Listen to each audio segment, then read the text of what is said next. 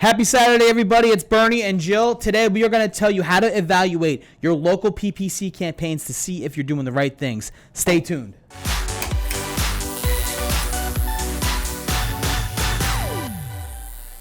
All right, we have a killer topic for you guys today. Jill, it's all about looking at PPC, what kind of things you need to think about, and what you should consider and evaluate when you're saying, am I successful or not on the pay-per-click side, right? Absolutely. So let's jump right over the whole thing that we talk about all the time, which is conversions. If your conversions aren't set up, you don't know what's coming through there, calls and forms, just stop watching this now and go set that up or get it set up, find out what's going on. All right? And if you're still with us, let's talk about the first thing that you should evaluate in your PPC, which I always go to anyway, is definitely impression share, right? Yeah, absolutely. Your search impression share is essentially what evaluates how often your ads are shown with the current budget that you have. Yep. So impression share is how often you're visible in that pay-per-click pack at the top of the screen, based on what your competition is, how your campaigns are built. But why do you want to be so visible? Why do you want to be more than like 30, 40, 50% visible in those auctions? So it's basically based on a percentage. So out of 10 times, if your ads are shown 30% of the time, they're only showing up for 3 out of 10. Yep. So you want to be as close to 70, 80% as possible.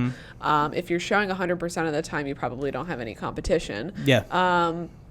But particularly, we always look to be in the 70, 80 percentile. Especially in the home services industry, right? When Yeah. we're looking at like, roofers, HVAC guys, whatever it is, you want to be as visible as you can be if you're spending money on pay-per-click, right? Exactly. Cool. So let's go to number 2 in evaluating a PPC campaign, which is going to be demographics. Yeah. So one other thing you want to check on is make sure that you're not, if this isn't your market, you don't need to be targeting them. This is probably one of the first things that I see in every single PPC campaign that I'm auditing is that most other agencies are including everybody in terms of the demographics. So they're targeting lower 50% of household income. If you know Colin McAndrew, if he sees that, the first thing he does, like, the household income, that's wrong. Lower 10%. I can't believe that. Exactly. And a lot of times if you are in home services, like sometimes that's people that are in apartments, or they have some sort of funded for housing. So that's not exactly the target market that you want to go after, especially if you're looking to target somebody with their own home. Yeah. So that's one thing that we always look at. We also always look at 18 to 24-year-olds. A lot of times we see PPC campaigns being set up where they're targeting 18 to 24. Like for what though? You know what I mean? That's the thing is like you see those kinds of things and you're like, dude, you're selling like $12,000 units here. You're looking at doing shingle work in Bucks County. Why on earth are you targeting a 19-year-old? Yeah, exactly.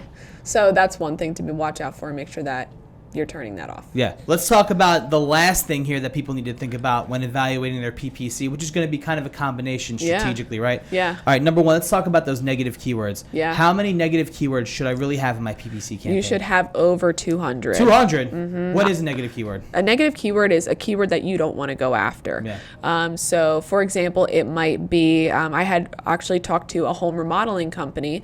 They only had about 10 negative keywords for in home their remodeling? In their PPC campaign. Wow. And they were going after what color should I paint my cabinets? What color it looks good in a bathroom? Like those were keywords that were coming up because everything was so broad. So you want to make sure that you've got 200 plus in terms of your negative keywords. If you don't have that, you're probably going after keywords that you are paying money for that you don't even want to come back for. All right. The next thing is definitely keyword strategy, right? And you never want to have broad match on. Yep. You never want to have broad match at all. It's just too broad from a keyword standpoint. You also want to make sure that your quality score of your ads is good. It's a number 1 through 10. You want to be as close to 10 as possible. That means that SEO has been set up on your website. You've got good user experience on your website as well. So Google looks at everything because Google doesn't want to drive traffic to any website that we don't want to be on, essentially. They want us to be able to find all the answers that we need when we turn to Google because they never want to have to compete with Yahoo and Bing because they don't even compete with those. Yeah, they're talking about user experience over here. This is serious business. It's not just all, willy-nilly with the keywords and all. So exactly. To kind of wrap it up for everybody, conversions, number 1, make sure your conversions are set up. Number 2, look at that impression share to see how visible you are. Number 3, let's think about your negative keywords. Yeah, it's important what you're not going after to know that, as important it is to be going after what you're targeting, right? And then number 3 is kind of that combination of broad match keywords. Make sure none of those are in there. Good UX. Good UX, user experience, quality score, all the things that are going to make sure that your competitive. I know that doesn't, it might sound like a lot, but that's really just scratching the surface of pay-per-click advertising. Yeah. So if you guys out there need an audit done on your PPC, if you want to find out how you're doing, definitely hit us up. Me or Joe will be happy to take care of you. And we will also see you next week. Thank you for tuning in. That was good.